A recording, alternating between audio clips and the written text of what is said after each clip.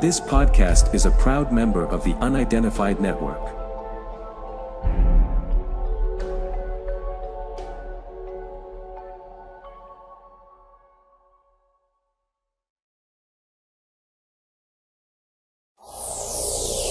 On the Track is a web TV show about cryptozoology, natural history, green issues and whatever else the team feel like making up as they go along.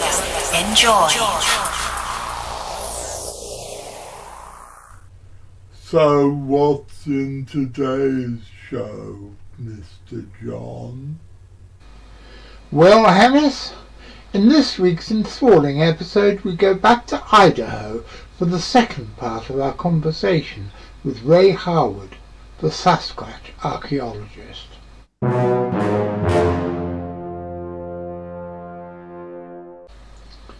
Good afternoon, ladies and gentlemen. My name's John Downs, and I'm the director of an organisation called the Centre for Fortean Zoology. And welcome to... hang on, what's happening over there? It looks to me as if we are travelling to Lewisham. It was better in the 70s, wasn't it? It was, Ken, it was better in the 70s.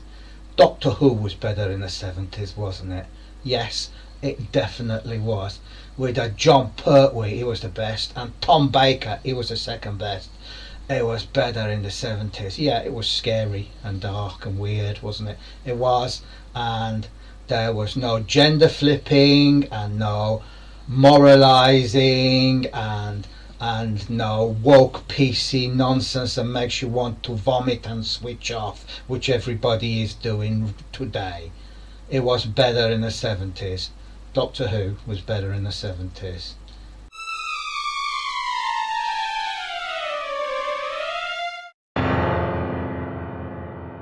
Well, good afternoon, ladies and gentlemen. Let's try and start again.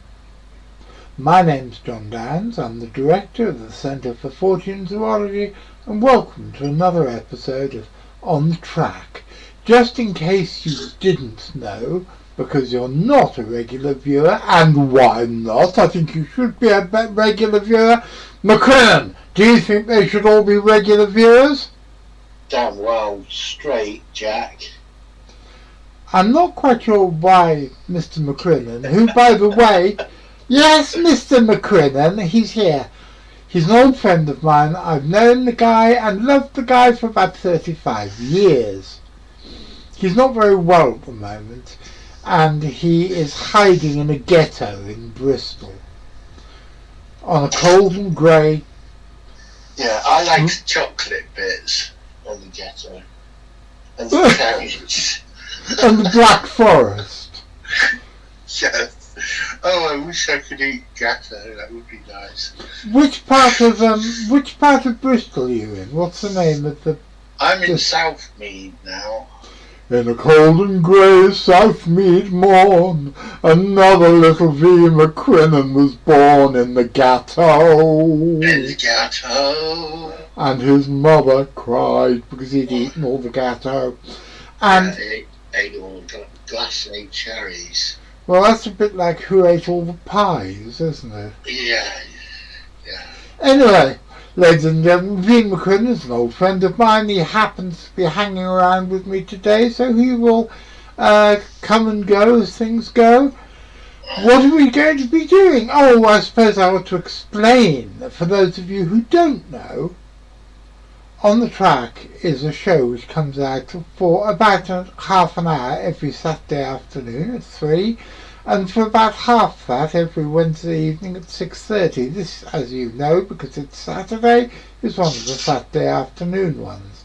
And what's in it? Well, it is a mishmash, a mélange, a mixture, a multitude of hard science, weird shit, surreality, and other things that begin with the letter M.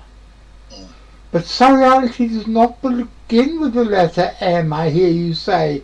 What is surreality? Well, my little cat, Lilith Tinkerbell Downs, who is here asleep in the crook of my elbow, will endeavour to explain. I think it has something to do with Uncle V, because he's very surreal. Too damn right, pussycat. What it is, what it is. Enough of that, you two. Lilith, stop encouraging him. He'll take over the show if you do. And I don't want him to take over the show because I'm the presenter, not you and Uncle V. So, ladies and gentlemen, while I quell a small palace revolution in the ranks, I want to introduce you to our guest for this week. You'll already know who he is if you watched last week's episode, but for those of you who didn't for what reason, I just want to say his name's Ray Harwood. You probably know him best as the editor of various Bigfoot magazines that you can buy on Amazon, but he is absolutely fascinating when he brings his archaeological training into play and becomes, to use his own expression, a Sasquatch archaeologist. Enjoy. So anyway, I found not in context with butcher sites, but I found many isolated tools like that sitting great distances from the origin of the stone material. Like there is no andesite like this anywhere near that butcher site. So the rock was located, somehow dispatched or dug up or mined or whatever you want to say, quarried. So someone had to locate this, identify it as what they need, quarry it, reduce it into a tool, manufacture it into a tool, modify the rock, and then transport it a great distance. So all of that can't be a coincidence because it wasn't carried by a river. It was on top of a mountain. So it didn't come down from anything because it was on top of a mountain, but it did end up inside the skeleton. How far away is the nearest source of that stone? Well, I actually did identify the lithic quarry for this, or the quarry site. And I would say it wasn't a great distance, but I would say it was over 2 miles. So, and it wasn't like you'd see little outcrops of that stone anywhere near it or anything like that. It was an isolate, but it happened to be in context with the butcher site of this elk. And the elk skeleton did have evidence of, like butcher marks, not real crystal clear like you'd see with steel, like where someone's cutting a tendon, you can actually, but like kind of rough spots that look like they may be the result of butchering with this and other tools that were found there too. I found like a toolkit almost. There was like several stone tools.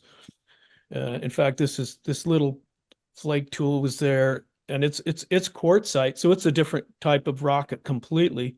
And then there was this andesite. So anyway, that was that, and I thought that was pretty interesting. So I tried an experiment. See if I have it here. Oh yeah, here it is. Sorry to be rude, but I went over to where that butcher site is, and I set up a camera trap with what do they call it? With the motion sensor cameras, game cameras. So I set them up, and then I tried something that I don't think anyone's tried, and I made a Sasquatch decoy, because I know that in duck hunting, if you put a decoy of ducks, and a duck, a bunch of ducks fly over and they look down and see that duck, they will fly down and join it for the duck party or whatever they're doing. So I thought, well, wonder if that would work with what I'm trying to capture on the film, which I didn't, by the way. But so anyway, here's my Bigfoot decoy, and maybe it just wasn't their type. I don't know. But I set this out there for a week, and then I had the cameras facing it. So anyway, so I took the cameras down after several days and brought them back to camp, but I left the decoy out. And the night I didn't have the cameras. Something pretty much took the whole decoy and decapitated it. And of course, it could have been anything, a dog, a wolf, or there's all kinds of animals in there. That A moose. So something got grumpy with it and did it in. But I thought that was a good try to do that, but I'm not quite sure. It didn't work. It means at least it didn't work for me. So I was maybe thinking of putting try it a again. camera. What's that? Maybe you should try doing that again. Yeah, I think I will because I think it was a good idea. It's just probably going to take more than a couple days, especially if the animal sort of, not it's obviously really very shy, and it's also intelligent. So, I mean, it could just think, "Well, this is something new and stupid." Well, that I But think is something you're going to have to do for 2 or 3 months rather than a few days. right, yeah, I probably didn't give it a good chance. So anyway, so that's that. Um, the only, I think my favorite one that I didn't get to tell very often is that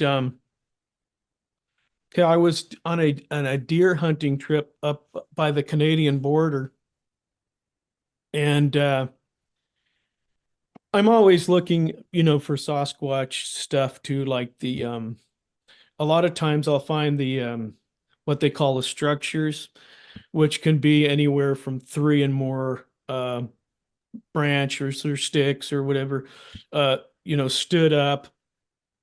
And then sometimes they're in a teepee shape, like a conical thing that almost looks like maybe, some kind of really old Native American dwelling that they used to have in the Mojave Desert, which is like a wiki up or something. Sometimes they look similar to that. They call them a teepee, which they're not teepees, but they're conical branch dwellings. Some of them look like they might have been used for game, like a hunting blind. And then others, from what I understand, I don't know this for a fact. I'm only listening to others' speculation, but a lot of times they'll set up. This is all a conjecture, a speculation, and whatnot. But um, they'll line up logs and make like a tripod type of thing, like you would, if someone was making coffee in the old Western days, they'd set up three sticks making a tripod and then hang a pot over a stove. It's that sort of look, and you find some of those out in the woods. And from what I understand, hypothetically, um, those would be like markers of this is my what do they call it? Well, anyway, they're not allowed to go past that thing. They're like boundary markers. So this is, they would, like if they had offspring, they they might stay within their boundaries. And if maybe there was two different groups that would differentiate their areas and things like that. I don't know if that's correct or not, but that's what I've been told. And so you see a lot of those. And then, of course, you always have to be skeptical, have a good degree of skepticism. I mean, humans could have made all of these, or they could have made none of them. But, the argument I always hear is that, well, maybe Boy Scouts made them or some kind of group like that. But shoot, I've been in these woods out here for 12 years. I've not seen one Boy Scout. I don't know what Boy Scouts they're seeing, but I don't know. Just like children don't go out and play in the deep, dark woods like they used to. Like people say, oh, when I was a kid, we made those. Well, that's perhaps true, but kids today are more likely to be on a video game or on social media than they would be out in the woods putting sticks up where there's grizzly bears, wolves, moose, elk, and weird humans. I mean, it's just not it's not really a thing anymore, in my opinion. Yeah. So I think that Sad, I isn't think it? the Sad. what's that? It's Yeah, it's really sad. I mean, you would hope that there was kids out there building these little things, but I haven't seen them out there. But let's see what else. Oh, I got other things to show. Um, uh, in one of the magazines, I was doing an article about Vancouver Island, British Columbia, because I have a friend there. He made this shirt. He's a Kwakwaka'wakw Indian, and they have a Sasquatch, an island squatch that they call Tunaqua. And so I was researching. Some people's argument is that, well, there's just not food resources enough to support a mega primate or this sort of thing in certain areas. But I think I pretty much disproved that on a whole in all ecozones, but in particular Vancouver Island, where there's a myriad of food sources, and I did that in the British, the UK Bigfoot book too. I broke down the food types that are available, and when you start naming them one at a time, there's a plethora. It's like a supermarket out there. So anyway, I found this. It's hard to see it. It's a piece of wood, and it looks to me like it was fashioned into a club. And I don't know how old it is or anything like that. But in my opinion, this was used to dispatch seals, sea lions, maybe things like that. Pinnipeds, I think they're called. So anyway, I guess you could say I'm more of a Sasquatch archaeologist. Aside from doing because I like to look for the animal, of course, like anybody. But if someone has a sighting or something, I'll go out there and I'll get an aerial photo and a layover map, so I can see through the map onto the layover, so I can see the topography and things. And then I do walk transects, like back and forth at, like, say 5 meters apart, back all the way across in one section, like, and then I'll see what's left behind. There may not be footprints, there may not be hair, there may not be defecation or feces or whatnot, but there may be things that other investigators are missing, like these rocks, these, in my opinion, stone tools. They're definitely tools that have been transported from the source, and they're definitely modified, in my opinion. And I've been modifying rock pretty much my whole life. So anyway, I found that, and I think it's actually a club to kill seals with. And then I found tons of these. When I hear anybody talk about tree knocks, and tree knocks is kind of a sort of an article of debate now in like the Bigfoot community. I went to a speech by Cliff Barackman from Finding Bigfoot, and his theory is that what they hear as tree knocks is like a gorilla beating its chest, and I guess other primates clap their hands, like, and if you were really huge, that would make a huge noise. So anyway, that's his speculation, and I've heard other people say that it's like that, something like that the Sasquatch can make. Like if you go to some areas of the Bushmen, they make a click when they talk, and they can make a pop. That's part of the language. So anyway, I've heard that, but I've actually been hunting pretty far out in the wilderness and heard these. And to me, it really does sound like wood hitting wood. And then, can't remember who it was, but someone told me they thought they were taking rocks and throwing them and hitting hollow trees. And that could be. And then I guess the bonobo, which is a known primate, is known for throwing these rocks against hollow trees. And they've even found areas in their environment where at the base of the tree, there's a pile of rocks, because so many bonobos have hit this thing with these projectile rocks. And that brings me to another point, is there was a guy named Donald Crabtree. He was like the father of lithic technology in America and flint knapping experiments. And in his book, he mentions he thinks ancient peoples began the art of reducing stone, flint into hand axes, and later, other tools by throwing. They threw a rock and it busted and a chip came out. And then they threw it again, another chip, and then they had a blade edge. And before you know it, they knew how to make tools from throwing. And even if you have a rock that is a very hard cortex that you can't break through, you can throw it against another rock and take that initial decortication flake, which you're decorticating it. You're taking out the cortex off the outside and leaving the nice flint inside. And all the weathering on the outside you want to get off before you start making the tool. So throwing it is a good way to do it. So, if Sasquatch is throwing rocks, which you hear a lot of things, especially in the Northwest, of them throwing rocks into water, throwing rocks at in British Columbia islands at cabins and things like that. Rock throwing is pretty common on a lot of the television documentaries I've seen. And so it doesn't take much to throw a rock and see it hit another rock and make a fracture. And they may even start their flint knapping process by throwing.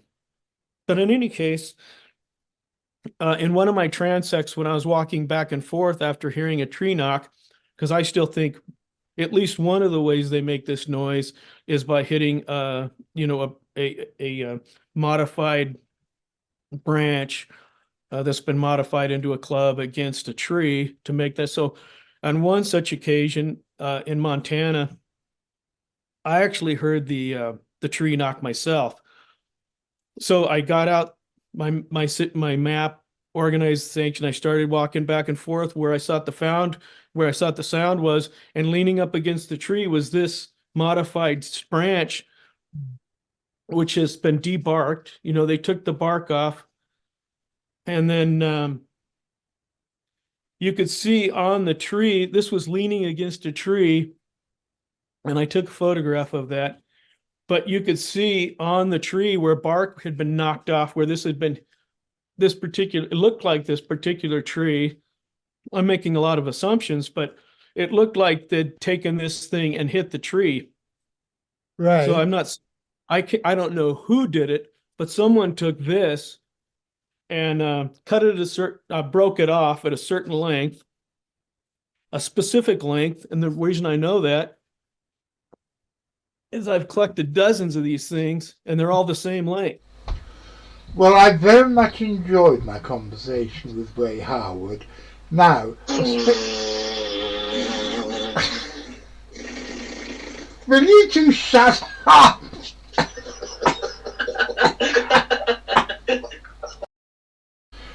Oh dear, the producers just joined the chat, and he and V did a sort of synchronized farting noises, or as the first man to wear a hat like this in my cultural history would have called a labiodental fricative. Now let's try again. Well, I really enjoyed my interview with Ray Howard, and now I have to make a confession both to Ray and to you guys. I then videoed and recorded another 40 minutes interview with him, and something happened and the computer ate it. So Ray, please forgive me, and if I promise to do my best not to do it again, can we have another interview later in the year where we can talk about all the other stuff which you told me about then? But until then,